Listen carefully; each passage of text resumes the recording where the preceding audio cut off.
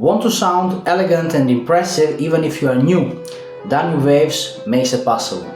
Hey, welcome back to Accordion Joy. I'm Nicola and today we are diving into one of the most beautiful melodies written for the accordion, Danube Waves. Quick thing before we start, feel free to check the description to get a free copy of a sheet music so you can follow along. I'll play the full piece for you in very slow tempo with some explanations along the way, so I might stop while I'm playing to give you some extra tips, but in general I try to keep very slow tempo so you can follow along what everything happens here. So let's start from the beginning.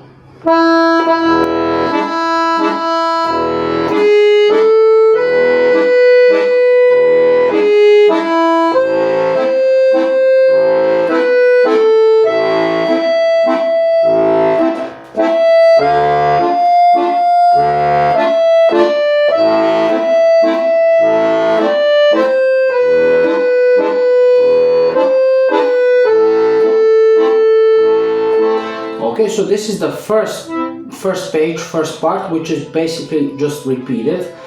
We have something there which is called in Italian, again Italian is a universal language in music, so we have something that is called prima volta and seconda volta. In this case, last two bars of the first page, you will see the line like this and then written number 1. That's prima volta or first time. So when you play it first time, you need to play those two bars.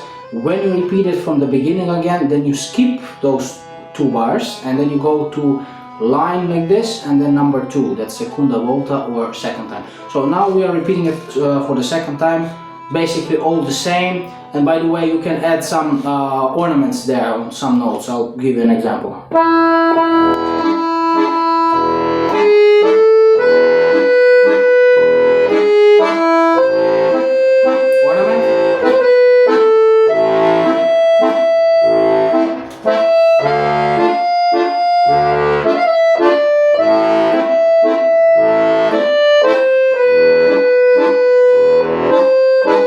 Okay, seconda volta, so that's on the second page, first bar.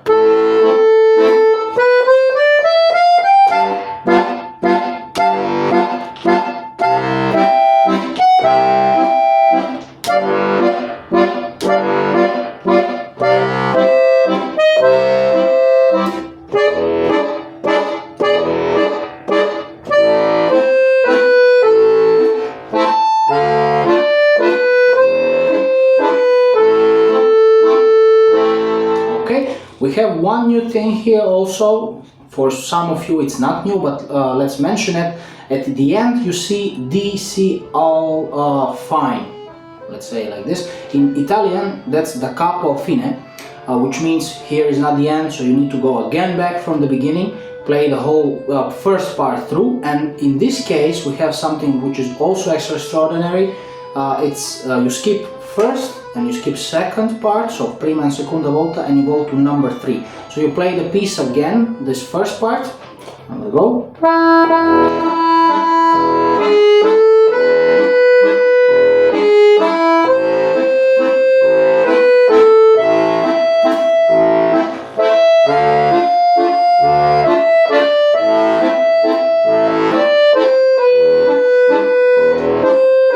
Skip number 1 and 2 and we go with where it's horizontal line and number 3.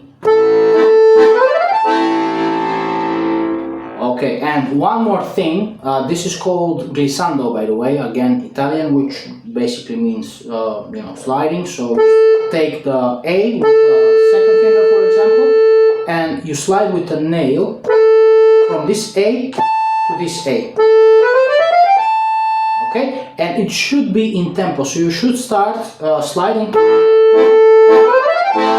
basically already on the third beat of the previous bar. So you have like 1, 2, and here you start sliding, and then so you can get the A together with the bass at the same time in this last bar. Okay, all right, so that's the whole piece. For those of you that couldn't follow all this together, let me mention just the notes of the right hand, so you can get the melody first.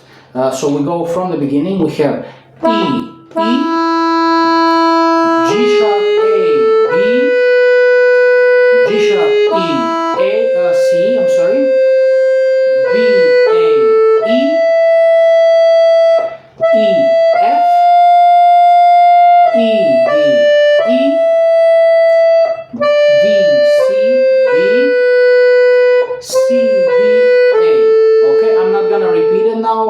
continue with number 2.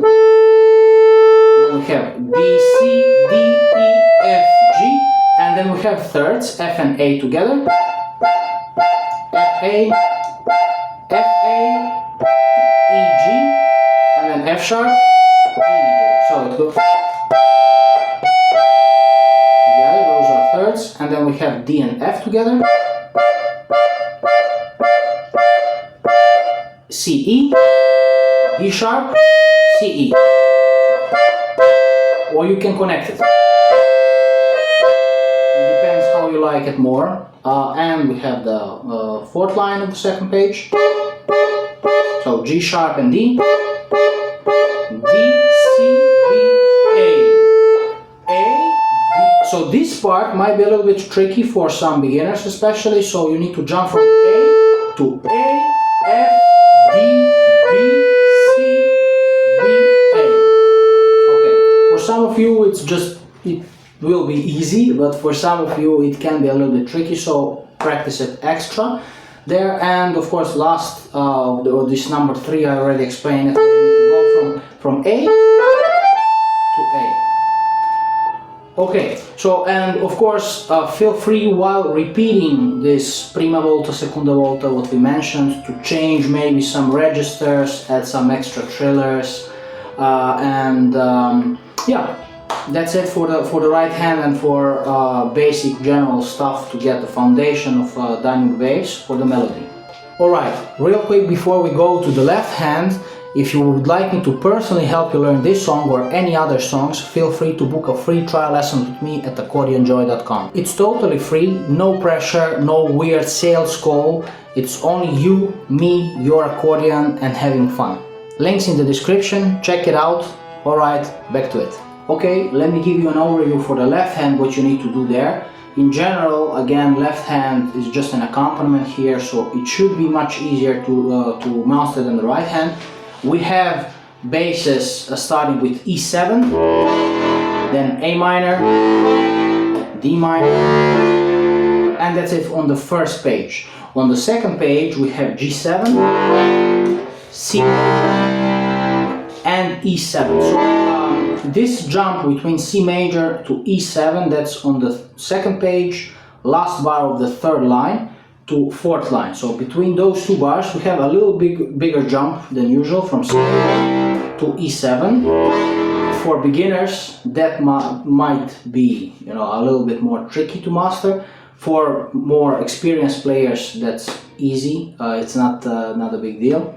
But just for sake of learning, I'm mentioning this. Again, the rhythm is very regular, it's only 3/4.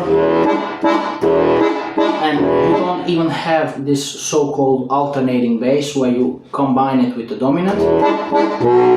You don't have that, it's only simple bass. When you have E7 you just play E, E7, E, E7, then A minor, D minor, G, G7, C major, and so on. And hey, if you would like to hear me how I perform this piece and how it sounds when it's all put together, I recorded a special performance video just for you. It's linked down below in the description. Go give it a listen.